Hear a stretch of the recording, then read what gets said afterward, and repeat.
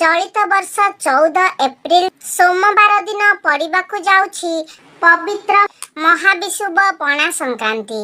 एही दिन आपण एही 5टी जिनिस निश्चित खाई नियंतु। आपणकु माँ लक्ष्मींकर अशेष कृपा प्राप्ति हेब। आपणकर समस्त प्रकारर आर्थिक समस्या दूर होई जिव एवं विभिन्न दिगरु आपणकु धन लाभ हेब। सांग माने बैशाख मासरे जेबे सूर्य महाग्रह मेष राशि रे गोचर करिथांती सेही दिन को आमे माने पणा संक्रांति भाबरे पालन करिथाउ। एहाकु मेष संक्रांति मध्य कहा जाए। सांग माने एही महाविषुव पणा संक्रांति दिन सूर्य देवंकु अर्घ्य देबार प्रथा रहिछि। आमर हिंदू धर्म रे पणा संक्रांति रा बहुत अधिक महात्म्य रहिछि। धार्मिक मान्यता अनुसार एही पवित्र पणा संक्रांति दिन जदि आपण पवित्र नदी रे स्नान करंती एवं एही दिन जदि आपण दान पुण्य करंती तो आपणकर अनेक गुड़िए पाप नष्ट हो जाए एवं आपणकु अनेक पुण्य फल प्राप्ति होइथाए। एहा सहित आपणकर मनस्कामना मध्य पूर्ण होइथाए। पवित्र पणा संक्रांति दिन धन सुख समृद्धि सफलता प्राप्ति करिबा पई माँ लक्ष्मी को प्रसन्न करिबा पई अनेक प्रकारर उपायर पालन करिथांती। तो आजिर एही वीडियो रे मु आपण मानकु एपरि एक उपाय विषय कहिबाकु जाउछि जेउ उपाय को आपणकु पणा संक्रांति दिन करिबा द्वारा आपणकु माँ लक्ष्मींकर विशेष कृपा प्राप्ति हेब। जहा फल रे आपणकर मनस्कामना पूर्ति हेबा सहित आपणकर समस्त आर्थिक समस्या मध्य दूर होई जिव। आपणक गृह रे सुख समृद्धि रा वृद्धि हेब। तेबे सांग माने पणा संक्रांति दिन आपणकु एही 5टी जिनिस निश्चित भाबरे खाई नेबार अछि। जहा फल रे पूरा वर्ष आपणक घरे धन धान्यर अभाव हेब नाही एवं आपणक गृह रे सुख शांति समृद्धि मध्य बनी रहिब। तो सांग माने महाविषुव पणा संक्रांति दिन दान धर्म पूजा पाठर बहुत अधिक महत्व रही थाए। एहा बहुत ही मंगलकारी एवं शुभ फलदायी होई थाए। एही शुभ दिन रे आरंभ करा जायतिबा कौनसी भी कार्य रे कौनसी प्रकारर बाधा विघ्न आसी न थाए। एही दिन आपण जदि सुना चांदीर जिनिस किणंती तेबे एहा मध्य अत्यंत शुभप्रद होइथाए। एहा व्यतीत पणा संक्रांति दिन घर को झाड़ू आनिबा मध्य अत्यंत शुभ होइथाए। एही दिन जदि आपण निज घर को प्रभु श्री गणेशंकर प्रतिमा किंबा फोटो किंबा मयूरपंख घर को आनंती तो एहा द्वारा मध्य आपणकु ईश्वरंकर कृपा प्राप्त होइथाए। एही दिन आपण माँ लक्ष्मींकर चरण पादुका मध्य निज घर को आनी पारिबे। एही दिन आपण माँ लक्ष्मी को प्रसन्न करिबा पई आपण माँ लक्ष्मी को पद्म फूल अर्पण करंतु। गुआ एवं गुजराती अर्पण करंतु। माँ लक्ष्मी को लाल रंगर चुनेरी अर्पण करंतु। एही पवित्र पणा संक्रांति दिन आपण निज गृह रे मिष्टान्न निश्चित भाबरे प्रस्तुत करंतु एवं माँ लक्ष्मी को आपण ताहा अर्पण करंतु। आपण जदि चाहिबे तो चाउलर खीरी प्रस्तुत करी आपण माँ लक्ष्मी को अर्पण करि पारिबे। कारण चाउलर खीरी माँ लक्ष्मींकर अत्यंत प्रिय होई थाए। तेबे आपण निज घरे चाउलर खीरी प्रस्तुत करी माँ लक्ष्मी को निकटरे भोग करंतु एवं भोग करि सारिबा परे ताहाकु घरर समस्त सदस्यंक सहित मिसी आपण सेवन करंतु। जदि आपण समस्त सदस्य मानक सहित मिसी एही खीरीर सेवन करंती तो एहा द्वारा आपणक गृहर सदस्य मानक मध्यरे भल पाइबा बढ़ी थाए, एकता बढ़ी थाए, गृह रे शांति श्रृंखला मध्य बढ़ी थाए। सांग माने पणा संक्रांति दिन हनुमान जयंती पड़ुथिबारु एही दिन आपण प्रभु हनुमानक निकटरे लड्डू भोग मध्य अर्पण करिपारिबे कारण प्रभु हनुमानंकु लड्डू अत्यंत प्रिय होइथाए। तो एही दिन जदि आपण बुंदी लड्डू प्रभु हनुमानंकु भोग चढ़ांती एवं एहाकु आपण सेवन करंती तो एहा द्वारा आपणकु प्रभु हनुमानंकर कृपा प्राप्ति होइथाए, जहा फलरे आपणकर अनेक समस्या को प्रभु हनुमान दूर करि देइथांती। आपणक जीवन रे आसुथिबा संकट को प्रभु हनुमान दूर करि देइथांती। सांग माने एही पवित्र पणा संक्रांति दिन आपण चाउल एवं डालीर खेचुड़ी निश्चित भाबरे प्रस्तुत करंतु एवं एहाकु दुखी दरिद्र व्यक्ति मानकु आपण दान करि दियंतु। जदि पणा संक्रांति दिन आपण खेचुड़ीर दान करंती तो एहा द्वारा आपणकु देवादेवी मानकर आशीर्वाद प्राप्ति होइथाए, जहा फलरे आपणकर कार्य आसुथिबा बाधा विघ्न दूर हो जाइथाए, आपणक उपरे आसुथिबा संकट मध्य टली जाइथाए, गृहरे सुख समृद्धिर वृद्धि होइथाए, आपणकु मां लक्ष्मींकर विशेष आशीर्वाद प्राप्ति होइथाए। तो सांग माने प्रथमे आपण एही खेचुड़ी को सूर्य देवतांक निकटरे भोग चढ़ांतु, तापरे आपण एहाकु दुखी दरिद्र व्यक्ति मानक मध्यरे बांटी दियंतु, तापरे घर परिवार सहित आपण निजे मध्य एही खेचुड़ी को खांतु। खेचुड़ी को अत्यंत शुभ बोली माना जाइथाए। आपण माने जानिथिबे आमे प्रायतः प्रत्येक पूजारे खेचुड़ी निश्चित भाबरे बनाई थाउ, तेणु एही दिन जदि आपण खेचुड़ी प्रस्तुत करी एहाकु प्रभु सूर्यंक निकटरे भोग लगांती, एहाकु आपण दुखी दरिद्र व्यक्ति मानंकु दान करंती एवं निजे मध्य परिवार सहित एहाकु सेवन करंती तो एहा द्वारा आपणकर बहुत अधिक मंगल होइथाए। सांग माने एही दिन खेचुड़ी दान करिबा द्वारा एवं निजे खाइबा द्वारा आपणकु मां लक्ष्मींकर विशेष कृपा प्राप्ति होइथाए, सूर्य देवंकर मध्य विशेष कृपा प्राप्ति होइथाए।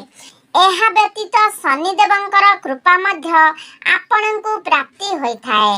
सांग माने पणा संक्रांति दिन मां लक्ष्मी को प्रसन्न करिबा पई आपण मां लक्ष्मी को निकटरे कदली एवं अंगूर निश्चित भाबरे भोग लगांतु एवं भोग लगाई सारिबा परे एहाकु आपणक परिवार सहित आपण प्रसाद भाबरे निश्चित भाबरे सेवन करंतु। जदि आपणकर परिवारर कौनसी सदस्य लंबा समय धरी कौनसी बेमारी रे पड़ी रहिछंती, तांकर स्वास्थ्य रे सुधार आसुनाही तो एही पणा संक्रांति दिन अभिजित मुहूर्त रे मां लक्ष्मी को निकटरे आपण जेउ कदली एवं अंगूर भोग लगाइथिले ताहाकु आपणकर घरर सही व्यक्ति को आपण खाइबाकु दियंतु। देखिबे धीरे धीरे तांकर स्वास्थ्य रे आपण सुधार देखिबाकु पाइबे। आपण चाहिले आपणकर पितृपुरुषंकु मध्य पितृपुरुषंकु शांति करिबा पई पितृपुरुषंकर आशीर्वाद प्राप्ति करिबा पई एही पणा संक्रांति दिन आपण पितृपुरुषंक उद्देश्य रे कदली निश्चित भाबरे भोग लगांतु। देखिबे आपणकु आपणक पितृपुरुषंकर आशीर्वाद प्राप्ति हेब, जहा फलरे आपणक गृहरे उन्नति हेबाकु लागिब। एहा व्यतीत सबुठारु गुरुत्वपूर्ण जिनिस हेउछि लूण। आपण तो एमिति रे खेचुड़ी रे लूणर व्यवहार करिवे, किंतु पणा संक्रांति दिन अभिजित मुहूर्त रे आपण जदि किछि लूणर सेवन करंती तो आपणक उपरे मां लक्ष्मींकर कृपा सर्वदा बनी रहिब। गृहरे समस्त आर्थिक समस्या मध्य धीरे धीरे दूर होइजिब। धन धान्यर अभाव हेब नाही। आपणकर चाकरी एवं व्यवसाय क्षेत्र रे मध्य उन्नति हेबाकु लागिब। धन आसीबार नूतन स्रोत आपणक पई खोली जिब। अचानक भाबरे आपणकु धन प्राप्ति हेब एवं आपणकर अटकी रहितबा कार्य मध्य ଆଗକୁ ବଢ଼ିବ ଏବଂ ସେଥିରେ ଆପଣଙ୍କୁ ସଫଳତା ମଧ୍ୟ ମିଳିବ। ତ ପଣା ସଂକ୍ରାନ୍ତି ଦିନ ଅଭିଜିତ ମୁହୂର୍ତ୍ତରେ ଆପଣ ଲୁଣର ସେବନ ନିଶ୍ଚିତ ଭାବରେ କରନ୍ତୁ। ସାଙ୍ଗମାନେ, ଆଉ ଗୋଟିଏ ଜିନିଷ ହେଉଛି କନ୍ଦମୂଳ।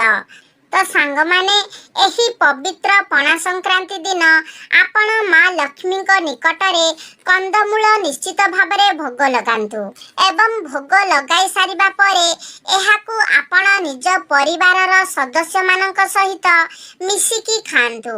ଏହି ଦିନ ଯଦି ଆପଣ ମା ଲକ୍ଷ୍ମୀଙ୍କ ନିକଟରେ କନ୍ଦମୂଳ ଭୋଗ ଲଗାଇ ନିଜର ପରିବାରର ସମସ୍ତ ସଦସ୍ୟମାନଙ୍କ ସହିତ ମିଶିକି ଖାଆନ୍ତି ତ ଏହା ଦ୍ୱାରା ଆପଣଙ୍କ ଗୃହକୁ ମା ଲକ୍ଷ୍ମୀଙ୍କର ଆଗମନ ହୋଇଥାଏ। ଏହି ଦିନ କନ୍ଦମୂଳ ଖାଇବାକୁ ଅତ୍ୟନ୍ତ ଶୁଭକାରୀ ଏବଂ ଲାଭକାରୀ ବୋଲି ମାନାଯାଇଥାଏ। ଏହା ଦ୍ୱାରା ଆପଣଙ୍କ ଗୃହରେ କେବେ ବି ଧନ ଧାନ୍ୟରେ କମି ହୋଇନଥାଏ। ସାଙ୍ଗମାନେ, ଏହି ସବୁ ଖାଦ୍ୟ ସହିତ ଆପଣ ଯଦି ପଣା ସଂକ୍ରାନ୍ତି ଦିନ ଚଣା ଏବଂ ବେଲର ସେବନ କରନ୍ତି ଏବଂ ଏସବୁର ଦାନ କରନ୍ତି ତ ଏହାକୁ ଅତ୍ୟନ୍ତ ଶୁଭପ୍ରଦ ବୋଲି ମାନାଯାଇଥାଏ। ସାଙ୍ଗମାନେ, ପବିତ୍ର ପଣା ସଂକ୍ରାନ୍ତି ଦିନ ଆପଣ ନିଜର ପୂଜା ଘରେ ଦୀପ ଜଳାଇବା ସହିତ ଘରର ମୁଖ୍ୟ ଦ୍ୱାରରେ ମଧ୍ୟ ଆପଣ ଦୀପ ପ୍ରଜ୍ୱଳନ କରନ୍ତୁ ଏବଂ କିଛି କଥାର ମଧ୍ୟ ଆପଣ ପଣା ସଂକ୍ରାନ୍ତି ଦିନ ଧ୍ୟାନ ରଖିବା ଉଚିତ। ପଣା ସଂକ୍ରାନ୍ତି ଦିନ ମହିଳାମାନେ ଭୁଲରେ ମଧ୍ୟ ନିଜର କେଶକୁ ଧୁଅନ୍ତୁ ନାହିଁ, କେଶ ମୁକୁଳା କରନ୍ତୁ ନାହିଁ ଏବଂ ଏହି ଦିନ ଆପଣ ନିଜ ଘରେ ଯୁକ୍ତିତର୍କ ଠାରୁ ଦୂରେଇ ରୁହନ୍ତୁ, କଳହ ଠାରୁ ଦୂରେଇ ରୁହନ୍ତୁ। ଆପଣ ଯେତେ ପାରିବେ ଏହି ଦିନ ଗୃହରେ ଶାନ୍ତି ଶୃଙ୍ଖଳା ରକ୍ଷା କରିବାକୁ ଚେଷ୍ଟା କରନ୍ତୁ। ଏହା ଯେହେତୁ ଏକ ଖୁସିର ପର୍ବ ଅଟେ ତ ଏହି ଦିନ ଆପଣ ନିଜ ପରିବାରରେ ଖୁସିରେ ରୁହନ୍ତୁ। କାହା ସହିତ ଆପଣ କଳହ କରନ୍ତୁ ନାହିଁ, ବଡ଼ମାନଙ୍କୁ ଗୁରୁଜନମାନଙ୍କୁ ଅସମ୍ମାନ କରନ୍ତୁ ନାହିଁ କିମ୍ବା କାହାର ମନରେ କଷ୍ଟ ଦେଲା ଭଳି ମଧ୍ୟ କାହାକୁ କିଛି କଥା ଆପଣ କୁହନ୍ତୁ ନାହିଁ। ଏହି ଦିନ ଆପଣଙ୍କର ଘର ଭିତରେ ହେଉ କିମ୍ବା ଘର ବାହାରେ ହେଉ ଏହି ଦିନ ଆପଣ ବୃକ୍ଷଲତା ମଧ୍ୟ କାଟିବେ ନାହିଁ। ସାଙ୍ଗମାନେ, ଶାସ୍ତ୍ରରେ ଉଲ୍ଲେଖ ରହିଛି ଯେ ଏହି ଦିନ ଦିଆଯାଇଥିବା ଦାନ କରାଯାଇଥିବା ଧର୍ମ କେବେ ବି ବ୍ୟର୍ଥ ଯାଇନଥାଏ। ତ ଏହି ଦିନ ଦାନ ପୁଣ୍ୟ କରିବା ଅତ୍ୟନ୍ତ ଲାଭକାରୀ ହୋଇଥାଏ। ତେବେ ସାଙ୍ଗମାନେ, ପ୍ରତ୍ୟେକ ମନୁଷ୍ୟ ନିଜ ଜୀବନରେ ଦାନ କରିବା ଉଚିତ।